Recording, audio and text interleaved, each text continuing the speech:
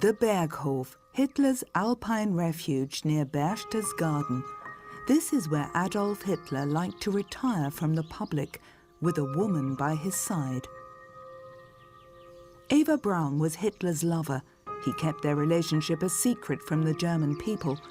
Private film recordings show Eva, her sister, and architect Albert Speer's wife picking flowers. To this day, she is considered a non-political, naive adjunct of the mass murderer. But who was this blonde, who is also called Satan's bride? Eva Braun war eine junge, blonde. Eva Braun was a young, blonde and attractive woman. She was very much into sports. On photographs, she appeared to be very joyful and lively. During the more than 13 years of their relationship, this girl from a lower middle-class family turned into the uncompromising companion of the dictator. Underneath this often fake facade, there was a very determined woman who tried to achieve her goals with an incredible toughness and consistency. It showed already quite early, and she also stressed it to Hitler that she would take things to the last consequence, even to her death. Her biographer wrote that Eva Braun was vain, caught between power and impotence, and by no means a victim. She earned her name in history, even though it's a dubious one.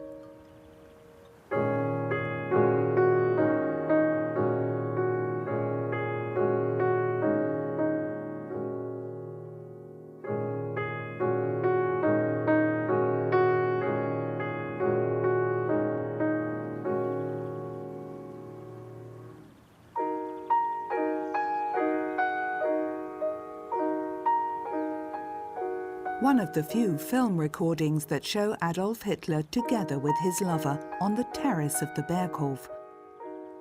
Eva Braun was always depicted as a slightly dumb blonde, and Hitler as the detached leader, the inhuman monster who was unable to lead a regular private life. But now we know that this wasn't the case at all. Both had a very close relationship for more than 13 years. And he wasn't detached, but rather tolerant and protective towards her. Everything that pointed to her existence was supposed to be destroyed after their joint suicide in 1945. But the private recordings of Eva Braun survived and allow insights into a rather strange relationship.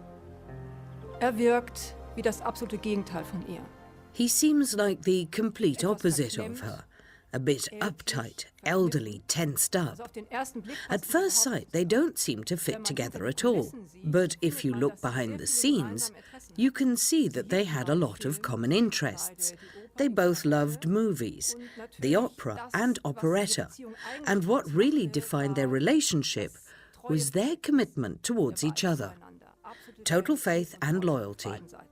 In 1946, several hours of film recordings and dozens of photo albums were discovered at the Austrian home of an SS soldier who failed to destroy the materials.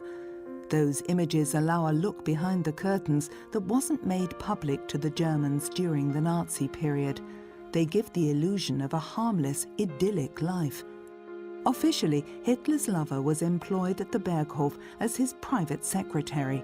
She and her younger sister Gretel were amateur film enthusiasts and documented many private moments for years. Die bunte Filmschau, aufgenommen von Eva Braun. Colourful movie moments recorded by Eva Braun was mainly supposed to entertain Hitler's inner circle. She called this film Pünktchen am Berg. It was presumably recorded in the summer of 1937. 16mm colour film had become available only recently, and the Braun sisters enjoyed spending their time with this unusual toy. Beside Eva Braun sat her friend Marion Schönemann and the wife of Hitler's private secretary Gerda Bormann. They took turns in taking photos and filming each other. Gretel Braun, on the right, was as enthusiastic about filming as her older sister.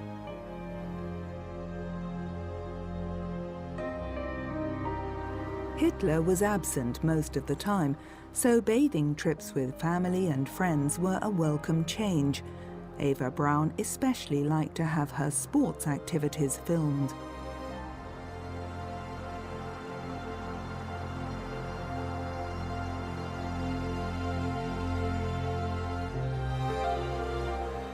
At Lake Starnberg, Eva and Gretel were joined by their mother Franziska and father Friedrich Braun.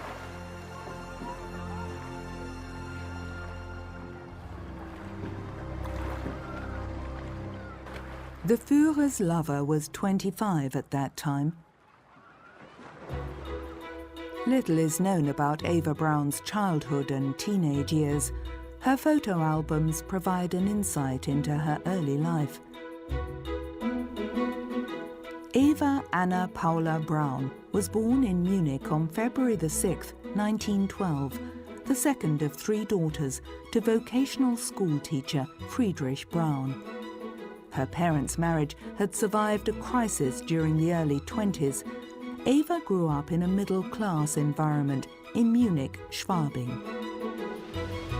Eva Braun was also the center of attention during a bathing trip to Wörth Lake.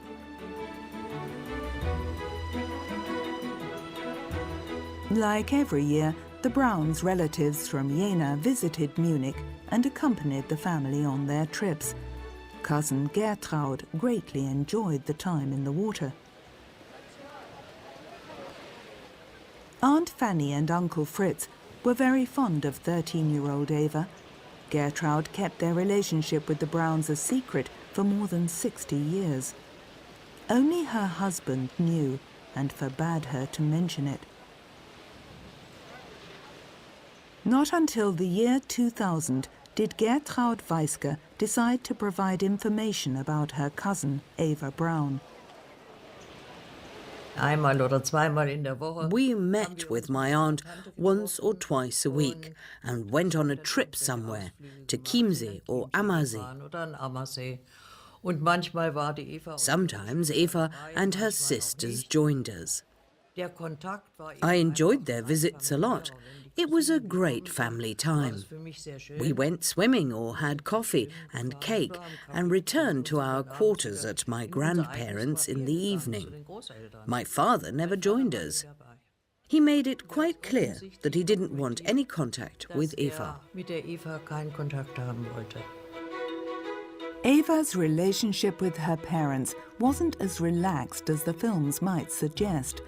Her best friend later reported that Eva spent most of her youth at her parents' place, as the atmosphere at Eva's home wasn't very pleasant.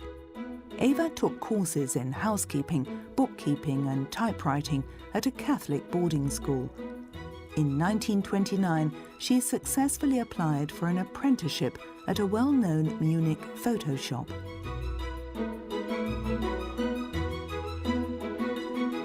Heinrich Hoffmann was the shrewd personal photographer to Adolf Hitler. At one point, he introduced his new worker to him.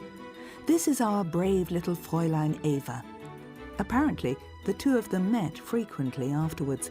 Hitler confided to his adjutant, "For love, I keep a girl in Munich."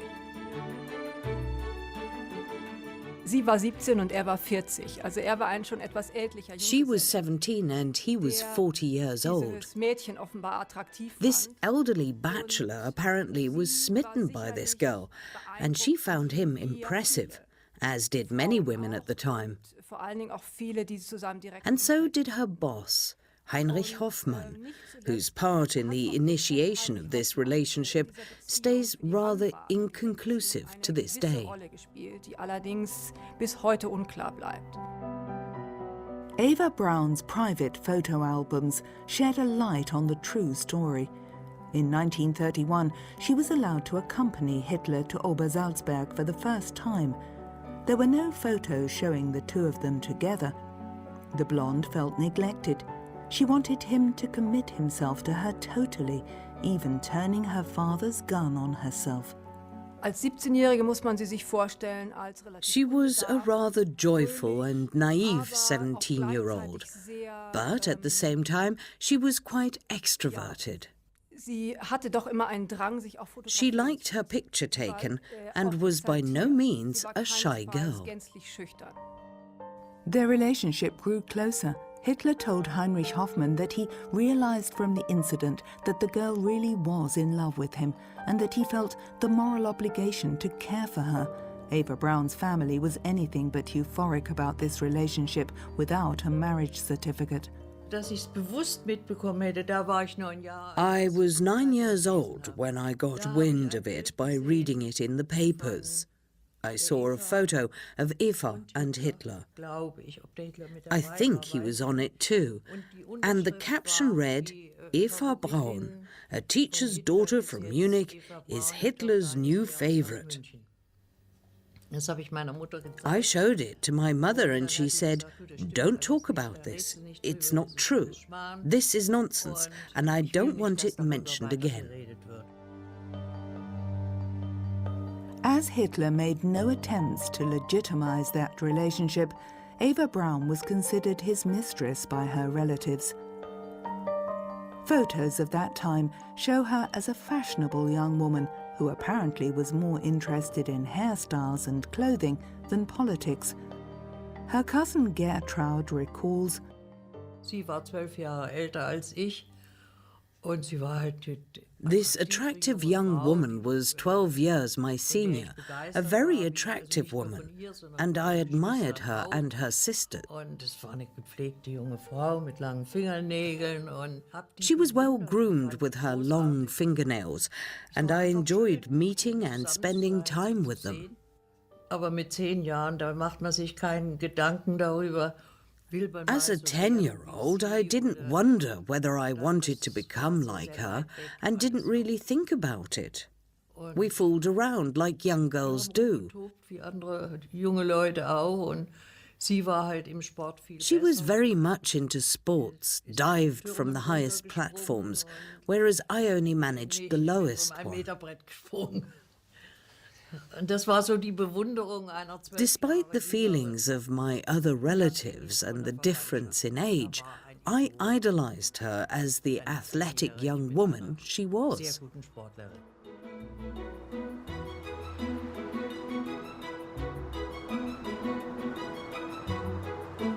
the private film recordings from 1937 only show the joyful side of the Führer's lover, who suffered from her relationship with Hitler. It had only been 2 years since Eva Braun's emotional low. Fragments from her diary survived. She noted on May the 10th, 1935, Miss Hoffmann told me both in a loving and tactless way that he now has a substitute for me. Ich würde sagen, nach dem, was ich heute weiß, dass sie ein From what I know today, I would say that she was pretty depressive, and she always had to disguise this depression. With sports, with clothing. She always needed to distract herself from her sorrows, but nobody realized it in everyday life. He should know me well enough to see that I would never put obstacles in his way if he should fall in love with another woman. Why should he care about what becomes of me? 23-year-old Eva's manic-depressive moods soon became apparent to her family. Die Familie hat's gewusst, ich habe es zum Beispiel nicht gewusst. Her family knew. I didn't, but in retrospect, all this changing of clothes was manic behavior. She changed 5 or 6 times a day at the Berghof, where basically nobody was there to see and admire her. She did it just for herself. And she also found it hard to concentrate. She used to ask me, "What are you doing?" And when I started telling her about mass or something, she just replied, "Never mind." She quickly lost focus, deliberately or not. Wollte sich nicht konzentrieren. She complained, "Hitler only needs me for certain things." When the dictator was traveling, she didn't hear from him. Eva Braun attempted suicide for a second time on May the 28th, 1935, this time with sleeping pills. She noted, "This time I'll take 35 pills. I want to make absolutely sure. If he'd only call." Der Selbstmordversuch Eva Brauns zeigt, Eva Braun's suicide attempt shows that this relationship at the time had evolved into something deeper. dass es auf It keinen wasn't Fall eine superficial anymore, and something sondern had gone dass wrong. diese Beziehung irgendwie aus dem Ruder geraten war. Es hätte He ja auch could so have sein können, been dass dadurch appalled by abgeschreckt it and wäre. could have tried to get Irgendwie rid of danach her. versucht hätte, sie But loszulassen. instead, he Aber saw nein, it für as ihn a war proof das of im her Grunde total genommen commitment and ein loyalty, Zeichen which ihrer was absoluten exactly Treue. what he Und expected es from war his genau das, was disciples. er ja von seinen Jüngern Loyalty erwartete, until Treue death, bis in den Tod. and she was ready Das to give war and sie live it. eben bereit zu geben und zu leben. Eva's parents reproached her constantly and made it impossible for her to remain at their home. Finally, she moved to a house in the elegant district of Bogenhausen, which Heinrich Hoffmann bought by order of the Führer. Hitler's private apartment was close by. Eventually, she was allowed to quit her job at the photo shop. For appearance's sake, her sister Gretel also moved to the small house with a garden. In 1938, Eva Braun became its official owner. Ich wusste nicht, von wem sie das Haus bekommen hat. I didn't know who had given her the house. All I knew was that she and Gretel moved out of their former home and moved there now. They were old enough to do so after all. But I didn't know anything else about that house, that it was a present of Hitler's. Nobody ever talked about it. Lavish parties were frequently held at the house, but the mood was anything but festive, as Eva's father didn't want to accept the disgrace that she was bringing upon the family. Her biographer doubts the credibility of Friedrich Braun's later statement that he had written a letter to Hitler ordering his daughter to return to the family home. Es herrschte bisher To date, it was assumed that her father was against National Socialism. But the questioning he had to go through after 1945 showed that he apparently believed in the Führer until the end. Mit den Spruchkammerverfahren, dass dort sagte, habe bis zuletzt an den Führer geglaubt. Therefore, nobody in the family was in opposition to the regime. Zu diesem System gegeben. Es hat niemanden in dieser Familie gegeben, der sich im Widerstand befunden Everybody hätte oder auch benefited gegen from das it, Regime from the gewesen. mother to the Alle haben youngest davon daughter. profitiert, von der Mutter bis zur jüngsten Schwester. There was no falling out with the family. On the contrary, Eva's parents were now also welcome guests at Obersalzberg. Like their daughter, they accepted the fact that Hitler wouldn't marry his life partner. Apparently, Franziska Braun convinced her husband that resisting this relationship, especially as it was quite persistent, would be futile. Any daughter can get a husband, but someone like Hitler? That was something different. Eva Braun used uncharacteristic toughness and well-aimed intrigues to drive possible rivals for Hitler's favour away from Obersalzberg. Her position there became undisputed over the years. "I'm the lover of Germany's and the world's greatest man," she allegedly once said.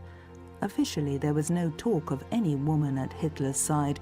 The dictator said, "My bride is Germany." Nazi propaganda claimed that the Führer had no private life. He served the German people day and night. Film and photography had become Eva Braun's biggest passions. She loved to stage her lover on the Berghof's terrace. The film seemed to show the Führer transported to another world, distanced from his people, welcoming friends and political companions up there. Some of her photo spreads survived uncensored in her private albums. showing Eva Braun's professional work. Diese Filme und Fotos, die Eva Braun von Hitler The films and photos Eva Braun shot of Hitler and the people at the Berghof weren't just of a private nature. She still worked for Heinrich Hoffmann and also created those works to sell them, and she sometimes got big sums of money for them. Und erhielt dafür sehr viel Geld zum Teil. Für eine einzige Fotoarbeit 20.000 One single photo for 20,000 Reichmarks, for example. She was part of the propaganda machinery, part of Hoffmann's propaganda department, who staged the Führer's private appearances. She presented him as a caring family man, a child-loving patron. Patron, das passt eigentlich. This doesn't really fit with the perception people used to have of her, that she made those photos only because she dreamt of a family life with Hitler. No, she used those photos for business, and Hitler was well aware of that. It was part of the plan. Among the most welcomed guests at the Berghof were Hitler's favourite architect Albert Speer and Joachim von Ribbentrop, who was appointed foreign minister in 1938. Heinrich Hoffmann and his wife were also often present. Hitler verließ sich im Grunde genommen in der Zusammenstellung dieser Berghof. In regards to the selection of people around him at the Berghof, Hitler mainly relied on Heinrich Hoffmann and Eva Braun. This entourage basically was his emotional foundation. Dort führte eben sein privates Leben. His private life took place in the surrounding of these people, whereas his biological family was kept apart. Die hatten auf dem Berghof seit 1936 überhaupt nichts verloren. From 1936, they never visited the Berghof. He met with them separately. He selected his own replacement family, which consisted of the Speers, the Bormanns, his doctors' families, the Hoffmanns and Eva Braun and her family. This circle was so important to him that he often retreated to the Berghof before making important political decisions, among this familiar surrounding. Invitations to the Berghof were highly coveted among the Nazi notables. Even though life up there appeared to be quite stuffy, some of the guests claimed that this petty bourgeois idyll felt intoxicating to them. All that remains of the social life on Obersalzberg are memories of a strange emptiness, Albert Speer wrote later. Hitler hardly ever mentioned the Jews, his political opponents, or even the necessity of building concentration camps. I suppose this wasn't intentional, but rather due to the banal nature of the conversation. Those people of the inner circle were aware of Hitler's special living arrangements. After a while, they took for granted that Eva Braun played the part of the lady of the house on such occasions. Sie war nicht politisch, kaum je versuchte sie. She wasn't a political person. She hardly ever tried to influence Hitler. But of course, people talked about politics at the Berghof, in the women's presence as well. They weren't involved in the decision-making or military planning, but there were discussions about how to proceed with Austria after the so-called annexation, for example. Hitler's secretary, Martin Bormann, was also part of the inner circle. He made sure that all the neighbours disappeared from around the Berghof and supervised its transformation to a secure, restricted area for the Führer. Hitler liked to sleep long and usually ate lunch at 3 o'clock in the afternoon. This was often followed by a long walk with his guests. This time, Ribbentrop appears to be Hitler's preferred conversation partner. Several delicate political matters were discussed confidentially. The foreign minister was a loyal henchman to the dictator, implicitly supporting his plans for war.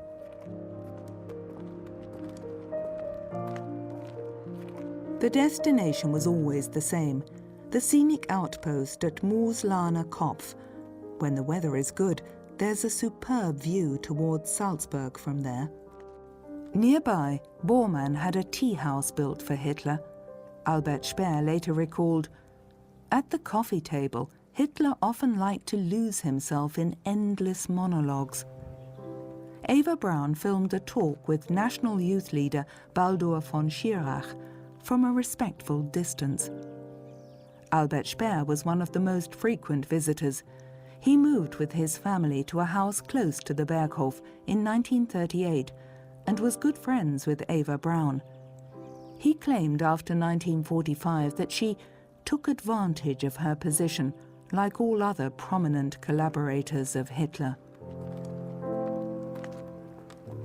Only few resisted the temptations of being in his entourage.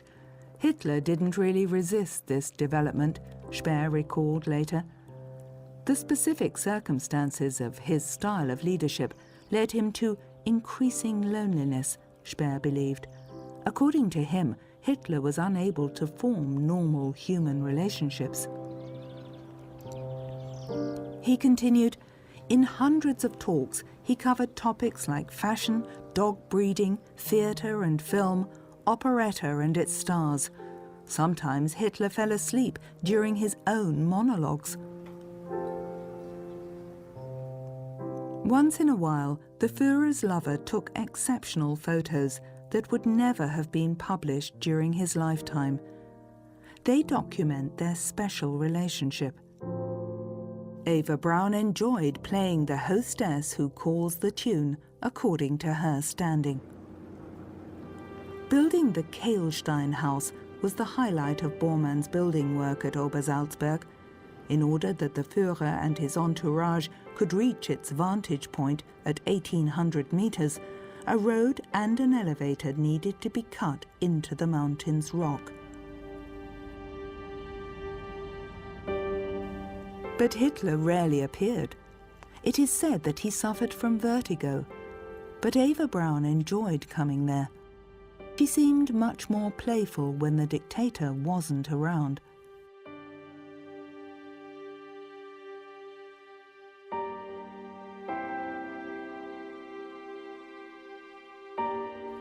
A series of photos shows Hitler and Eva Braun at the Kehlstein house with Magda Goebbels, the propaganda minister's wife, by his side. She had fled to the Berghof with her children and played her part as the betrayed and indignant wife. She complained to the Führer that her husband was having an affair with Czech actress Lida Barova and wanted to establish a ménage à trois. Hitler was enraged and ordered Josef Goebbels to come to the Obersalzberg. It's not clear if these film recordings of Eva Braun show Goebbels' arrival that day or during another visit. The Führer's word of command forced Goebbels to separate from his lover, and Hitler forbade his propaganda minister any further contact with the actress. The marriage with Magda had to be maintained due to reasons of state. Goebbels obeyed the order. This photo of the 1938 New Year party documents the Führer's and Eva Braun's quasi-marital relationship. Hitler, the professed vegetarian, got his own menu, which Eva Braun put into her photo album. The results the dictator got during the traditional lead pouring are not documented. 1939 was the turning point in Hitler's rule. He had achieved one success after another, rearmed Germany, incorporated the Saar region, the Sudetenland, and the whole of Austria into the Third Reich.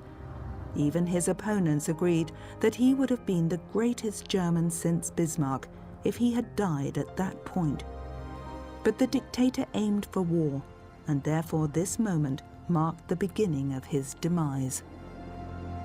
Even though Eva Braun was a good skier, Hitler didn't like her to ski, as he was afraid of her being injured. But once, when the dictator was away from Obersalzberg, he allowed her to go skiing with Albert Speer for 8 days in Austria. Speer later remembered that she danced with young officers until the early morning without being recognized. According to Speer, they both were united in their resentment of Martin Bormann due to his arrogant and crude way of abusing nature and cheating on his wife.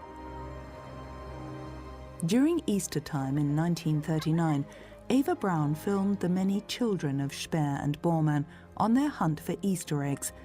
The children lived secluded from the world on Obersalzberg. It's not known if Eva Braun wished to have children.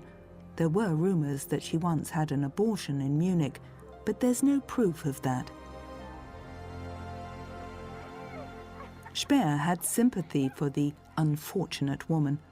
According to him, Hitler once said in her presence, "Very intelligent men should choose a primitive and simple-minded wife." And, "Imagine I had a wife who meddled in my affairs. I want peace and quiet in my spare time." Meanwhile, the dictator preferred to rule Nazi Germany from the Berghof. There, he developed crucial political and military plans, issued laws and decrees. One of the reasons may have been his firmer relationship with Eva Braun, who always happened to be at Obersalzberg when Hitler was there with his entourage. An adjutant later recalled that it became more and more difficult to obtain decisions from the head of state. It was often impossible, even for representatives from the party and the government, to reach Hitler when he was at Obersalzberg. Only cultural events seemed to be able to lure artist Moncke Hitler from his command center at Obersalzberg.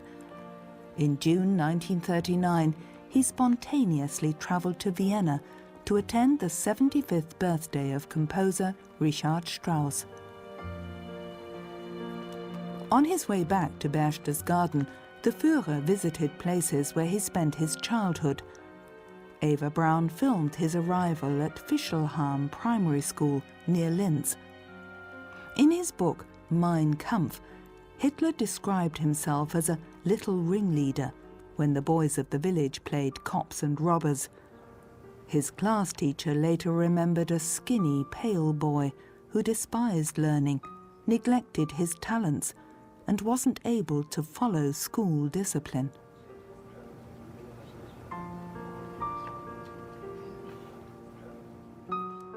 Back at the Berghof, the dictator planned the imminent military campaign against Poland. In the meantime, the Braun family decided to go on an unusual cruise.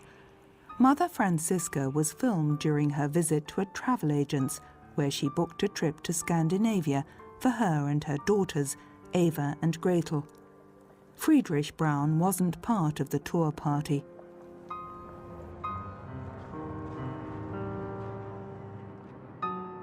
The little tour group arrived in Hamburg shortly thereafter to board the cruise ship Milwaukee. The Brauns, with Eva behind the camera, crossed the harbour on a launch.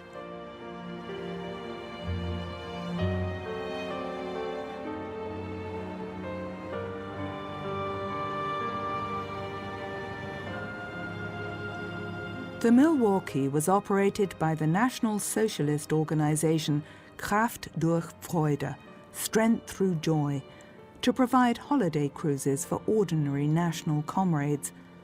The former North Atlantic passenger steamer, built in 1929 in Hamburg, had room for 600 guests and was very popular as a cruise ship. Its destination this time, the Norwegian fjords. Eva Braun made a well-groomed appearance on board. Her suits were made by high-class Berlin tailors. Still, Albert Speer described her in his memoirs as modestly and unobtrusively dressed, and that she wore notably cheap jewellery. The first-class passengers passed their time at the pool. Frequently in the camera's focus was Gretel, the younger sister.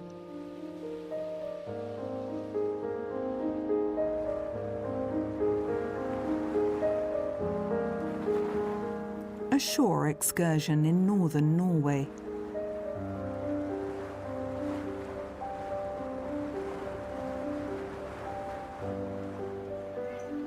Of course, the locals didn't know that the lover of Nazi Germany's dictator was one of the tourists.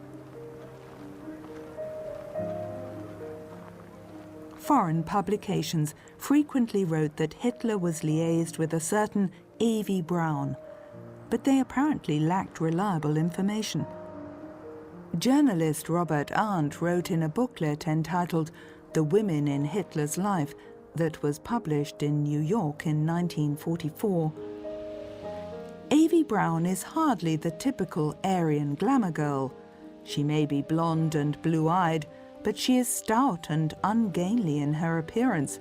She resembles the image of a German middle-class Hausfrau rather than First Lady of the Reich. Eva hasn't always been the conservative housewife she is now. In the early days of her relationship with Hitler, she was known for the drinks she served the Nazis and even the Führer. She also had a talent for producing perfumes, and it is rumoured that she mixed erotic scents to attract the Führer. Obviously, this description was totally fabricated, and Nazi censorship made sure that it wasn't published in Germany.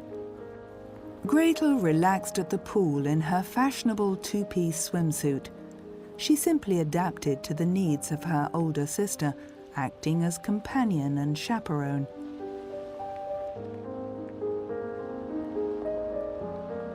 Another highlight of the cruise, lobster was served on deck at lunchtime.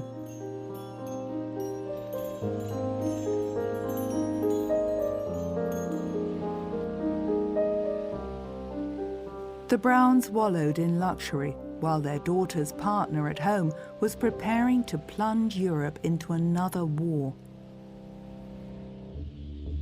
On June the 17th, 1939, Hitler welcomed the special emissary of the Saudi Arabian king for a meeting. During diplomatic meetings, Eva Braun was usually confined to her chambers. She was even ordered to stay in her rooms when important party officials came to the Berghof. Albert Speer believed that Hitler considered her social acceptability to be limited.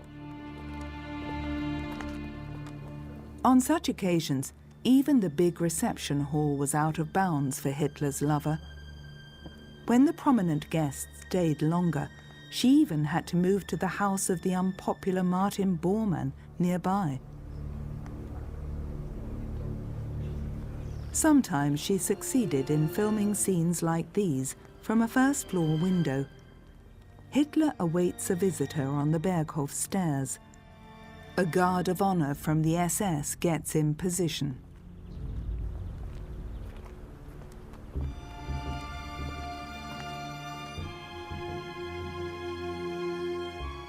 Hitler was convinced during his rise to power that Germany's former greatness could only be achieved by another war where countries were conquered.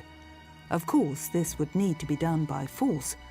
There would be war, and he wanted to start it when he was still physically fit to lead it. The thought of sickness or an early death made him expedite his plans for war. He wanted to start it sooner rather than later. Hitler didn't consider war as something shameful or that should be avoided. Poland would be his first casualty. On August the 12th, 1939, Eva Braun had to disappear from the scene once more. From a safe distance, she filmed a unit of the Leibstandarte SS that were lined up for the reception of Italy's foreign minister, Count Ciano, who had come to discuss Italy entering the war with Hitler. It isn't clear if Heinrich Hoffmann shot this close-up photo of the visitor. Eva Braun's note in her photo album reads, "There's something forbidden up there. Me." Hitler informed his ally about his decision to attack Poland.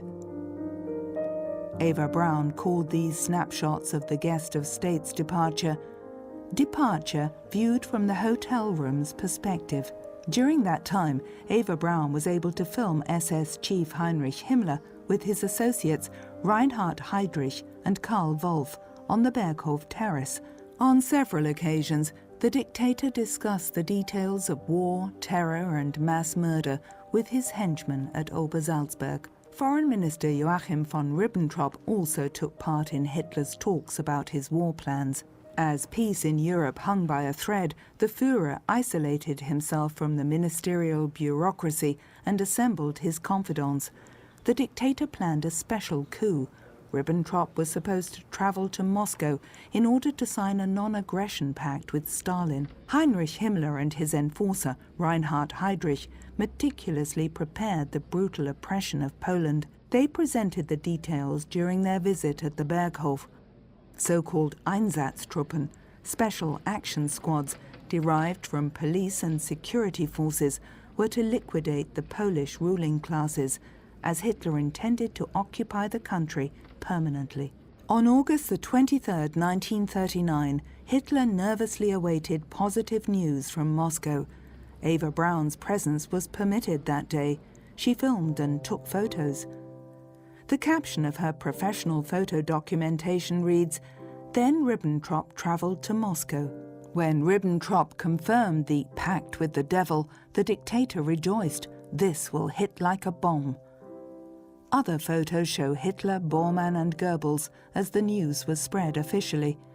Eva Braun's comment, "Hitler listens to the news on the radio. Still, Poland refuses to negotiate." Eva Braun's biographer is certain that the women were well aware of the historical significance of those dramatic days at the Berghof. This situation at the Berghof, shortly before Stalin signed the non-aggression pact, shows how engrossed those men around Hitler were, how much the inner circle with Goebbels and Speer were involved in the political events at that time. Eva Braun photographed that tense situation at the Berghof when Ribbentrop was in Moscow and the signing was imminent. It also shows that the women were inaugurated as well. They spent the evenings and weekends together for weeks, and of course they talked about these events, as they were crucial for them too. Hitler didn't differentiate between private and political life. For him, it was all the same. Himmler's murder squads were given free rein in the case of armed conflict with Poland because the foreign minister's agreement with Moscow guaranteed that Stalin's Red Army wouldn't intervene, but only occupy and annex the eastern part of Poland. So, Obersalzberg played a crucial part on the path to the Second World War. All attempts to stop Hitler on his way to destruction were doomed to fail.